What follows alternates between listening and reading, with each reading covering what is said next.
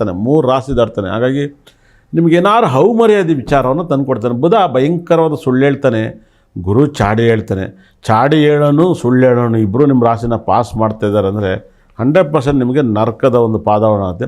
ನೀವು ಭಾಳ ಕೇರ್ಫುಲ್ಲಾಗಿ ಹ್ಯಾಂಡ್ಲ್ ಮಾಡ್ಕೊಳ್ಳಿ. ತುಂಬ ನಿಮಗೆ ಭಾಳ ನೋವುಗಳು ಜಾಸ್ತಿ ಕೊಡುತ್ತೆ. ಅದರಿಂದ ನೀವು ಇಂಪ್ರೂವ್ಮೆಂಟ್ ಆಗಬೇಕು ಅಂದರೆ ನೀವು ಪ್ರತಿ ದಿವಸ ಚಂದ್ರನಿಗೆ ನಮಸ್ಕಾರ ಮಾಡಬೇಕಾಗತ್ತೆ. ಮತ್ತು ತಿಂಗಳೂರು ಚಂದ್ರನ ದರ್ಶನ ಮಾಡಬೇಕಾಗತ್ತೆ. ನಿಮ್ಮ ಏರಿಯಾದಲ್ಲಿ ಅಣ್ಣಮ್ಮನ ಟೆಂಪಲ್ಲು, ಮಾರಮ್ಮನ ಟೆಂಪಲ್, ಯಾವುದಾದ್ರು ಒಂದು ಟೆಂಪಲ್ಗೆ ರಾತ್ರಿ ಹೊತ್ತು ಹೋಗಿ ದರ್ಶನ ಮಾಡಿದಾಗ ನಿಮ್ಮ ಕಷ್ಟಗಳು ಪರಿಹಾರ ಆಗುತ್ತೆ. ಮತ್ತು ಕಟಕ ರಾಶಿಯವರು ತುಂಬ ಜಾಸ್ತಿ ಮೊಸರನ್ನವನ್ನು ಊಟ ಮಾಡಿದ್ರೆ ನಿಮ್ಮ ಪ್ರಾಬ್ಲಮ್ ಕ್ಲಿಯರ್ ಆಗುತ್ತೆ. ಕುಡಿಯೋರು ರಾತ್ರಿ ಹೊತ್ತು ಕುಡಿತೀರ. ಕಟಕ ರಾಶಿ ಅಂದರೆ ಚಂದ್ರ ಅಂದರೆ ಎಣ್ಣೆ ಡ್ರಿಂಕ್ಸ್ ಎಲ್ಲ ಅಧಿದೇವತೆ ಅವರೇನೆ. ಹಾಗಾಗಿ ರಾತ್ರಿ ಹೊತ್ತು ಹೈಯೆಸ್ಟು ಕಲರ್ಸ್ ಡ್ರಿಂಕ್ಸನ್ನ ದುಡ್ಡು ಕೊಟ್ಟು ಬೆಲೆ ಕಟ್ತಾರೆ. ಅದು ನಿಮ್ಮ ಪರ್ಸ್ನಲ್ಲು, ನಂಗೆ ಗೊತ್ತಿಲ್ಲ.